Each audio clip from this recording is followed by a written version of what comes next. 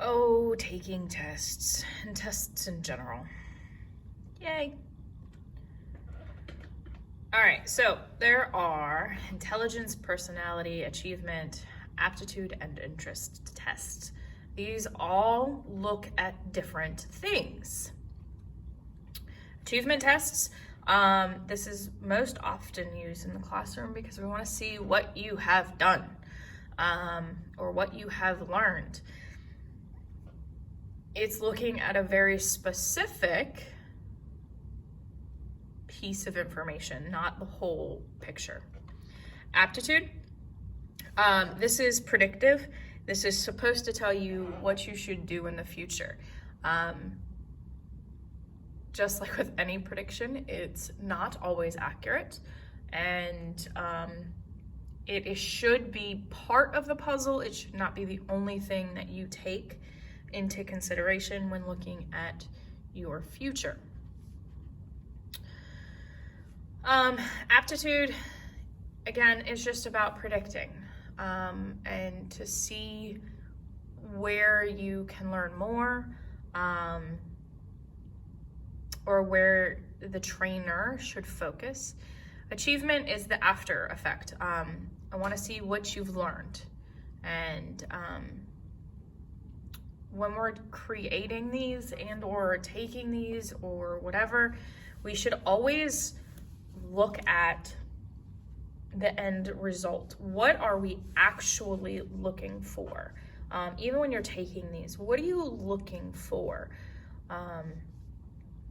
Because if you're looking to measure something that isn't even given on the test, then it's a useless test, and those do actually happen. So you have to be aware of what's going on. So vocational interests, this is like the ASVAB that you can take.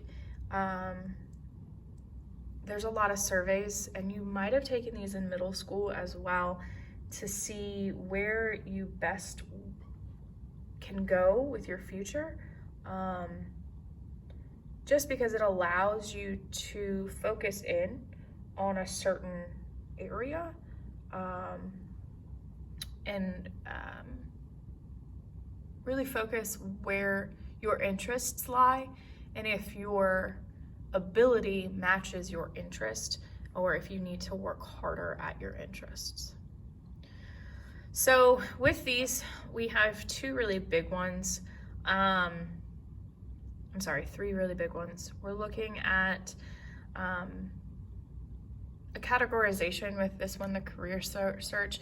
Now, this is hard because depending on how a question, and with any of these, depending on how the question is worded, it could change the outcome.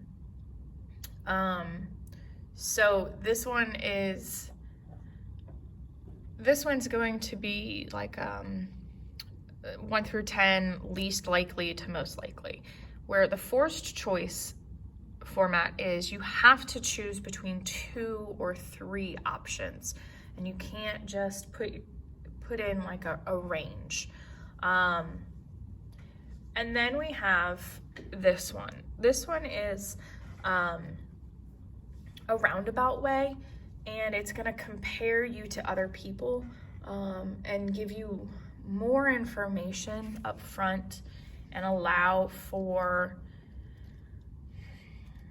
more wiggle room, is the best way I can say that, just because it can match both your interest and your skills. And that's really important because you might be interested in something, but maybe your skill level needs to be improved upon. And unless you're willing to put in that effort, that skill, you have to put it in. And if you're not willing to, that interest will kind of fizzle out. They are valuable if you don't know what you want to do. All right. Now, just because you have an interest in photography doesn't mean that that should be your only option.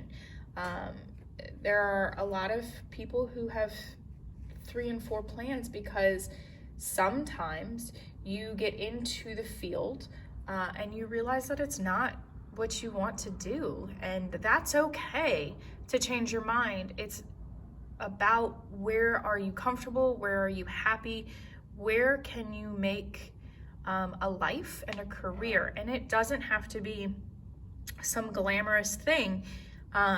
Some of the happiest people aren't in those high stakes jobs. They could just be a plumber. They could be a vocation and versus a college bound thing, and that's okay. So when you're taking these types of tests, or any tests, honestly, there's some really big information you need to gather, and this goes into test anxiety. What's the format? Is it short answer? Is it multiple choice? Is it true, false? And then what's the information based upon? What is there a reasoning behind it? Is there a theory behind it? Is it going to be skewed in any way? So you have to question these, especially after school, but not necessarily just post whatever education you want. Practice, practice, practice, practice. You have to make connections that work in your brain. Start small. Rewrite your notes. Practice once or twice a day. Make things accessible to you rather than relying on somebody else to give you the information. You have to put forth an effort to learn something.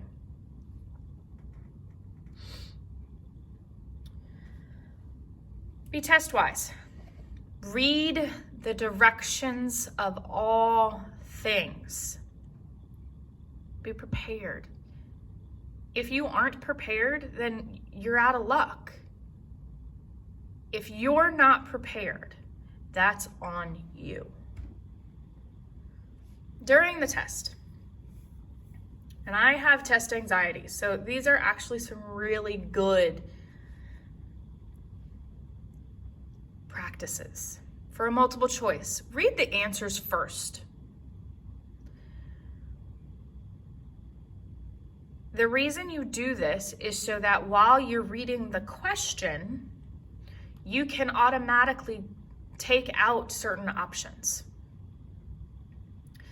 If you read the answers first and you know the topic of the test, you could, theoretically, take out the answers that make no sense off the top. Go with your gut at first. It's the second guessing that gets us in trouble. True, false. You only choose true if the entire statement is correct. Usually, I moved you, sorry about that. Usually, if it's all, always, and never, those aren't the correct answers. It's typically not. Again, not always. It's typically going to be false. And scientifically, statistically, if you are taking a test and you don't know the answer with the longest statement are typically true or correct. Short answer. Don't restate. Use details. Use an outline at first. Because if you can outline it, then you can fill in the fluff. And always make sure you answer the specific question.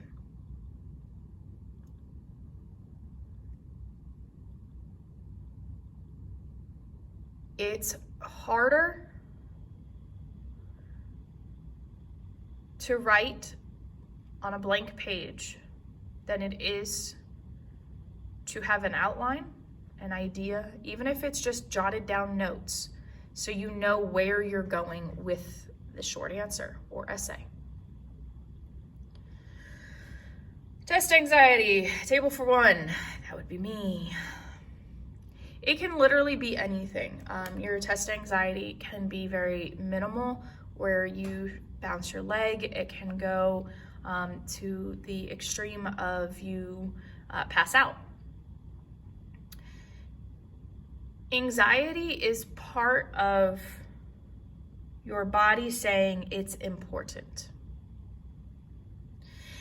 And you have to figure out your own way to deal with it. And this is beyond test anxiety, just anxiety in general. But what do you do when you are in the midst of anxiety? Well, be prepared. The more prepared you are, the less likely you are to freak out in the moment. Put the information or the stuff into your long-term memory. It's not about just that moment, especially depending on what you're going into for your field. Write something at the top of your paper that is positive.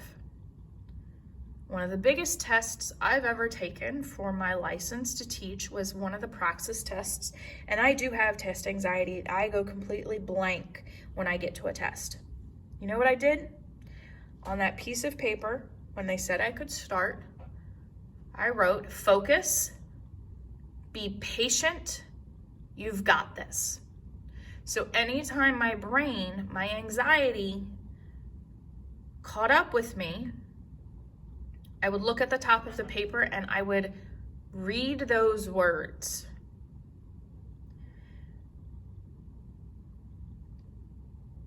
It goes into the idea of internal dialogue, and you have to have positive self-talk to succeed.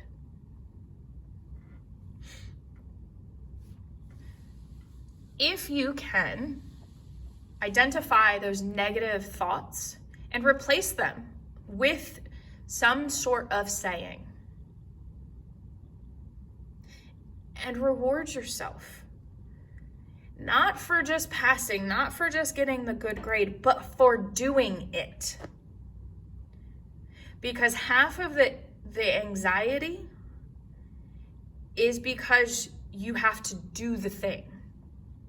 It's not all of it. Absolutely, passing or completing, those are big pieces of the information. Those are big pieces of it. But if you can reward your positive thinking,